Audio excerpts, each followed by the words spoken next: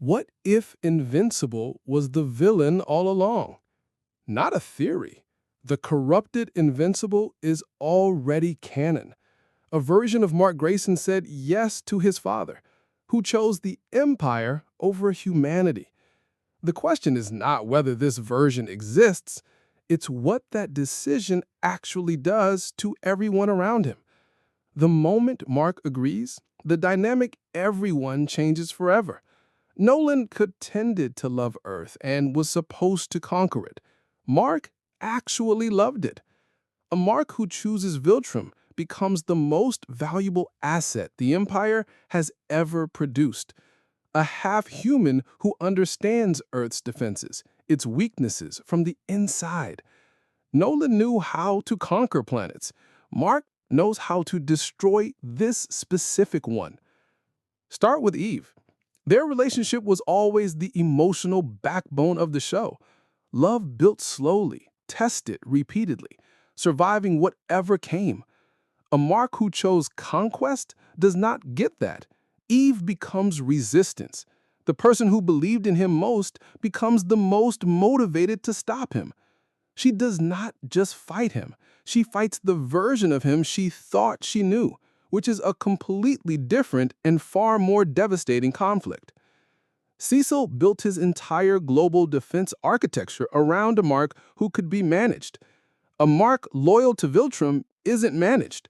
Cecil goes from the most powerful human operative on Earth to completely irrelevant before he can adjust.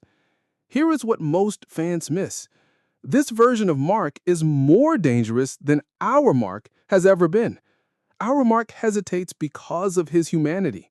Remove that, and you remove the only thing that slowed him down. No holding back.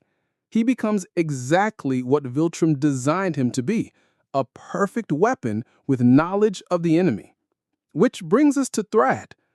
Thrag always viewed Mark as a threat to power, but a fully committed Mark with no moral conflict is not a rival to Thrag. He is a problem of a completely different kind. Thrag spent his life eliminating threats to the Empire. A Mark who outgrows Nolan's control becomes the one variable even Thrag did not plan for.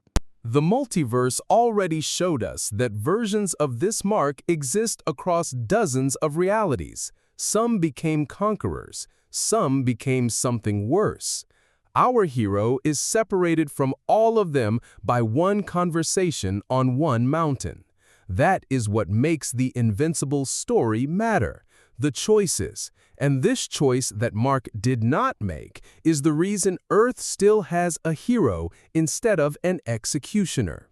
Would you rather see Mark go villain, or does his hero's journey hit harder?